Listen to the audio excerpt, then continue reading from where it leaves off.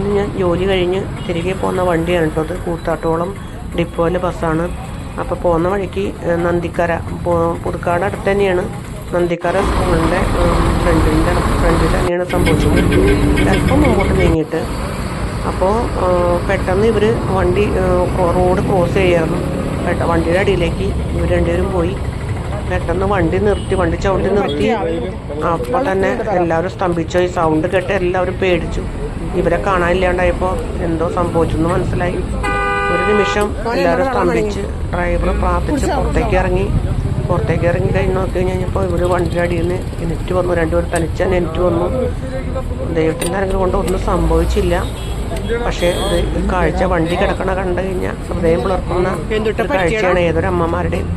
എൻ്റെ കയ്യിൽ വെള്ളം ഉണ്ടായിരുന്നു. ഞാൻ വേഗം വണ്ടിയിൽ നിന്ന് ഇറങ്ങി അവർക്ക് പിള്ളേർക്ക് വെള്ളമൊക്കെ കൊടുത്തു. അങ്ങനെ അല്പം അശ്രദ്ധ കൊണ്ട് സംഭവിച്ചതാണത്. അപ്പോൾ ഏതൊരു അമ്മമാരും കുട്ടികൾ വണ്ടി കൊണ്ടൊക്കെ പോകുമ്പോൾ ഒന്ന് പറഞ്ഞ് മനസ്സിലാക്കാൻ, ഒരു നിമിഷം കൊണ്ട് നമ്മൾ ഓടിക്കടന്നു പോയിട്ട് ഒന്നും സംഭവിക്കാനില്ല. അപ്പോൾ ഒരു നിമിഷം കൊണ്ട് എന്ത് സംഭവിക്കാം ഒന്ന് ശ്രദ്ധിക്കാൻ പറയാം.